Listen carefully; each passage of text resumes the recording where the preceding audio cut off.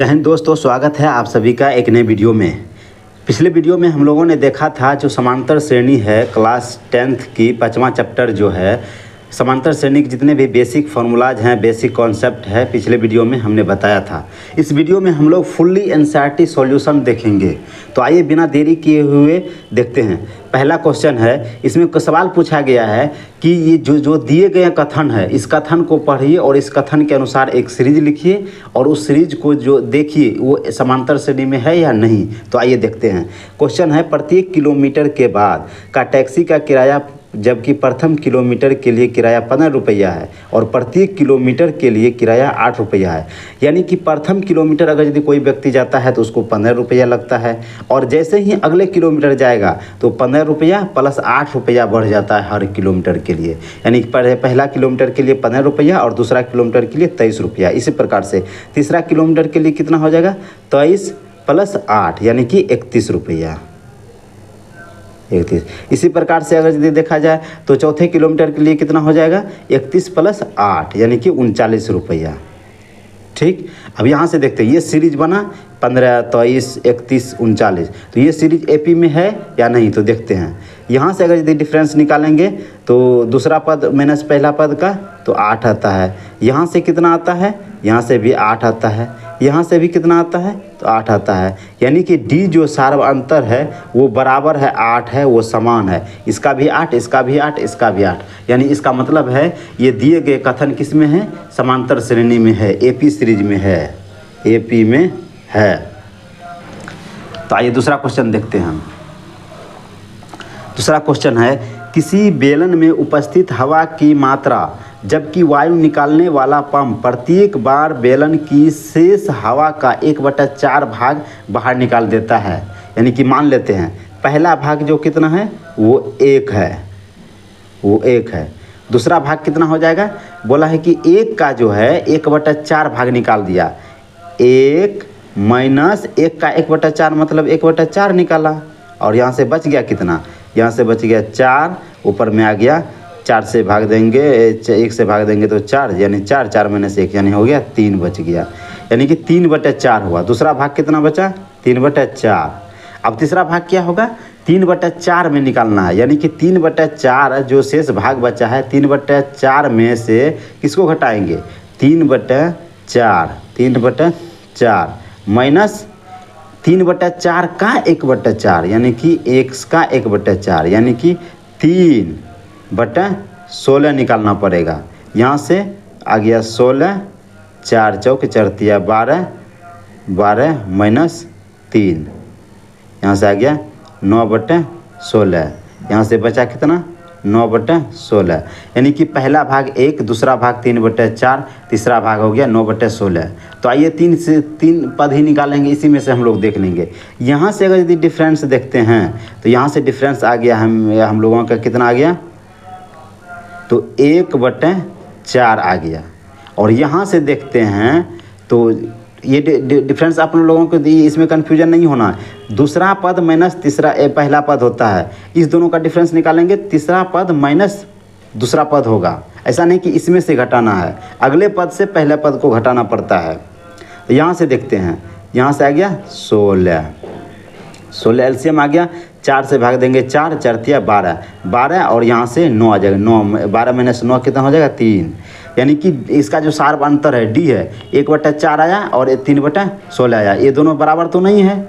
यानी कि ये एपी में नहीं है, ये सीरीज जो है एपी नहीं, एपी में नहीं, क्योंकि डी जो है वो सार्वंतर नहीं है। यानी कि डी बराबर नहीं है, इसलिए ये एपी सीरीज में नहीं है। तो आइए तीसरा क्वेश्चन देखते हैं। तीसरा क्वेश्चन है, प्रत्येक मीटर की खुदाई के बाद एक कुआं खोदने में आई लागत जबकि प्रथम मीटर खुदाई की लागत 150 रुपया है और बाद में प्रत्येक मीटर खुदाई की लागत 50 रुपया बढ़ती जाती है। यानी कोई भी व्यक्ति खुदाई करता है, पहला मीटर खुदाई करता है तो कितना रुपया लगा, 150 रुपया लगा। फिर दूसरा मीटर खुदाई करेगा तो कितना करेगा, 50 रुपया उसको एक्स्ट्रा लगा। यानी पहले लगा 150, अब लगेगा 200 रुपया। अब कितना लगेगा, 250 रुपया। अब कितना लगेगा, 300 रुपया। इसी प्रकार से बढ़ता जाएगा। तो ये एक सीरीज बना। इस सीरीज को देखें तो यहाँ से आ गया 200 माइनस 150 यानी कि 50। यहाँ से आ गया 250 माइनस 200, यहाँ से आ गया 50। यहाँ से 300 माइनस 250, यहाँ से आ गया 50, यानी कि AP में है, AP में है, AP में, क्योंकि D बराबर है, D बराबर है।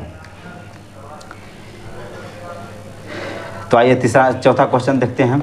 चौथा क्वेश्चन है कि खाते में प्रत्येक वर्ष का मिश्र धन जबकि 10,000 रुपया की राशि 8% वार्षिक की दर से चक्रवृद्धि ब्याज पर जमा की जाती है। इसमें एक नोट लिख लीजिए। इसमें होता क्या है कि चक्रवृद्धि ब्याज कभी भी AP सीरीज में नहीं होगा, साधारण ब्याज AP सीरीज में हमेशा होता है। इसका कारण ये है, जैसे 10,000 रुपया पर अगर साधारण ब्याज की बात की जाए, अगर 10,000 रुपया मूलधन है तो अगर इस पर पहला वर्ष में 1,000 रुपया ब्याज मिलता है तो दूसरा वर्ष भी 1,000 ही मिलेगा, तीसरा वर्ष भी 1,000 ही मिलेगा। लेकिन चक्रवृद्धि ब्याज में ऐसा नहीं होता है। पहला वर्ष अगर यदि 1,000 ब्याज मिला 10,000 पर, तो दूसरा वर्ष क्या हो जाएगा 10,000 प्लस 1,000 यानी 11,000 का ब्याज मिलेगा, जो कि अलग होगा। इसीलिए लिख लेना है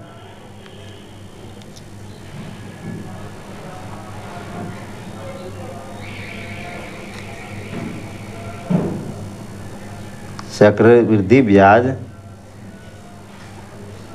कभी AP में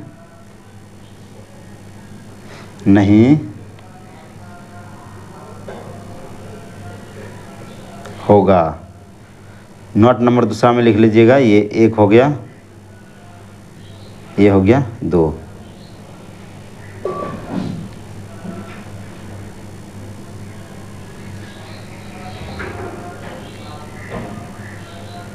साधारण ब्याज हमेशा AP में होगा। यानी या मिश्र धन क्या भी बात करेगा तो वही होगा, चक्रवृद्धि ब्याज का बात करेगा तो वही होगा। यहाँ पर साधारण ब्याज का बात करेगा या मिश्र धन का बात करेगा, बात वही पर होगा। तो 5.1 कंप्लीट हो गया, यानी कि 1 नंबर का सवाल। अब 5.1 में दूसरा सवाल देखते हैं हम लोग। दूसरा सवाल है, दी हुई AP के प्रथम 4 पद लिखिए जबकि प्रथम पद A और सार्वंतर D निम्नलिखित है। यानी कि पहला पद दे दिया है और D सार्वंतर भी दे दिया है, तो बोला है कि 4 पद लिखिए। अगर यदि हमको मालूम है कि पहला पद 10 है तो दूसरा पद तो निकाल लेंगे, क्योंकि दूसरा पद कितना जोड़ना है, क्योंकि D दिया हुआ है 10 जोड़ना है। पहला पद अगर यदि 10 है तो दूसरा पद हो जाएगा 20, क्यों 10 जोड़ना है। तीसरा पद हो जाएगा 30, चौथा पद हो जाएगा 40। इसी प्रकार से जितना पद बोलेगा उतना पद हम लोग निकाल सकते हैं आसानी से। तो दूसरा देखते हैं। दूसरा में क्या है, A बराबर -2 है, यानी कि पहला पद हो गया -2, यानी कि ये हो गया AP सीरीज हो गया। ये हो गया, ये दूसरा हो गया, दूसरे सवाल का AP सीरीज हो गया। दूसरा पहला पद क्या है, पहला पद क्या है -2, दूसरा क्या हो जाएगा, दूसरा भी -2, तीसरा भी -2, चौथा भी -2। क्यों, क्योंकि D बराबर 0 है, कुछ जोड़ना ही नहीं है, इसीलिए यही हो जाएगा इसका चारों पद। तो आइए देखते हैं तीसरा पद, तीसरा नंबर क्वेश्चन। तीसरा नंबर में क्या है, पहला पद दिया हुआ है 4, D कितना दिया है -3, यानी कि अब जोड़ेगा नहीं, अब घटेगा, क्योंकि ये माइनस में दिया है। अगर पहला पद 4 है और D -3 है, अगर -3 इसमें से 3 घटाते हैं तो कितना बचता है, यहाँ बचेगा 1। तीसरा पद क्या हो जाएगा, 1 में से फिर 3 घटाएंगे तो -2, फिर -2 में से 3 घटाएंगे तो कितना हो जाएगा, -5, यानी कि यही इसका 4 पद हुआ। 4 नंबर क्वेश्चन में देखते हैं। 4 नंबर क्वेश्चन में दिया हुआ है A बराबर क्या है, -1, D बराबर कितना है, हाफ, यानी कि पहला पद हो गया मेरा -1। अब क्या करना है, इसमें हाफ जोड़ना है। अगर -1 पहले से है और हाफ 1 ऐड करना है, ये -हाफ हो जाएगा। ये समझ में आया ना, क्यों, क्योंकि देखिए क्या है कि -1 है, और डी जोड़ना है प्लस 1/2। तो यहाँ से अगर यदि एलसीएम निकालते हैं तो ये हो गया 2, 1 से भाग देंगे 2, 2 से गुना करेंगे -2, 2 से भाग देंगे 1, 1 से गुना करेंगे 1, -2 + 1 -1/2, इसीलिए दूसरे लिखे थे -1/2। तो तीसरा पद क्या हो जाएगा, -1/2 में 1/2 जोड़ना है, यानी कि ये प्लस में है, माइनस में है और ये प्लस में जोड़ना है, तो 0 हो जाएगा, ये हो गया 0। फिर अब 0 में से 1/2 जोड़ना है, यानी 1/2, यही हो गया इसका 4 पद। आइए अगले क्वेश्चन को देखते हैं। अगला क्वेश्चन में पहला पद कितना है, पहला पद है -1.25। एक दूसरा पद कितना हो जाएगा, ये भी माइनस में है, ये भी माइनस में ही जोड़ना है, ये कितना हो जाएगा 1.25 है और 0.25 जोड़ना है, तो कितना हो जाएगा 1.50। इसी प्रकार से 1.75, उसी प्रकार से यहाँ हो जाएगा 2 हो जाएगा, लेकिन सब में क्या लगेगा, माइनस लगेगा। क्यों, क्योंकि ये दिया गया ही है माइनस में, दोनों है माइनस में, पहले से भी माइनस में और इसमें जोड़ना भी है वो माइनस में ही है, इसीलिए सारा पद क्या हो जाएगा माइनस में। आइए अब तीसरे नंबर का देखते हैं। तीसरे नंबर में है निम्नलिखित में से प्रत्येक एपी के लिए प्रथम पद तथा सार अंतर लिखिए। अब क्या है कि अब ये एपी में दिया हुआ है, इसका क्या लिखना है, ए लिखना है यानी प्रथम पद और डी लिखना है यानी सार अंतर। यानी पहला पद आपको मालूम है जो एक क्या होता है, पहला पद ही होता है।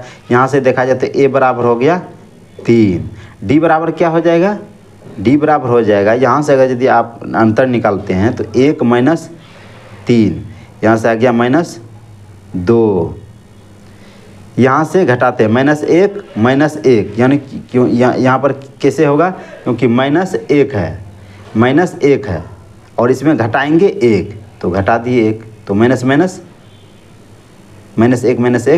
हो गया, इसीलिए यहाँ पर कितना आ जाएगा -2। ठीक उसी प्रकार से -3 -1, यहाँ भी -2 होगा। इस चीज़ को देख लीजिए, -3 है ये, -3 है ये, इसमें से घटाना है 1, घटा दिए, है भी -1, तो यहाँ भी जब 2 चिन्ह आता है तो वो कोष्ठ में आता है। यहाँ से देखा जाए तो -3 माइनस +1 बराबर कितना आया, -3 + 1 यानी कि -2, इसीलिए -2 यहाँ लिखे थे। यानी कि डी बराबर कितना आ गया, जो बराबर होता है सार अंतर, मतलब जो सभी के बीच का जो अंतर जो बराबर होता है, यानी इस दोनों पद के बीच का जो अंतर है जितना भी है, और इस दोनों पद के बीच का जो अंतर है और इस दोनों पद के बीच का जो अंतर है, जब सब अंतर समान आ जाए तो उसी को सारवंतर बोलते हैं, यानी सारवंतर हो गया -2। पहला पद 3 और सारवंतर हो गया -2।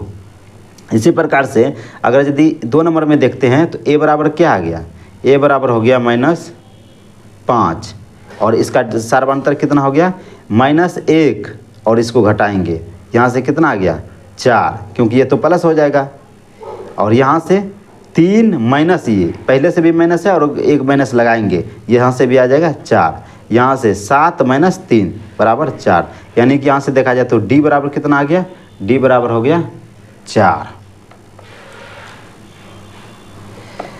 3 नंबर में देखते हैं। 3 नंबर में ए बराबर क्या है, ए बराबर है 1/3, यहाँ से घटाते हैं, इस दोनों के बीच का अंतर कितना आ गया 3, एलसीएम आ जाएगा, और यहाँ से इस 5 को 1 में घटाएंगे, 5 - 1, क्योंकि दोनों हर और दोनों का तो एलसीएम दोनों बराबर है, 3 का एलसीएम 3 हो गया, यहाँ से भी 3 से भाग देंगे 1 ही आएगा, यहाँ से भी 3 से भाग देंगे 1 ही, तो ऊपर वाला सिर्फ घटा देने से हो जाता है, 5 - 1 4, यहाँ से 3 9 - 5 4, यहाँ से 3 13 - 9 4, यानी कि डी बराबर जो आ गया वो 4/3 आ गया, यानी पहला पद हो गया 1/3 और सारवंतर हो गया 4/3।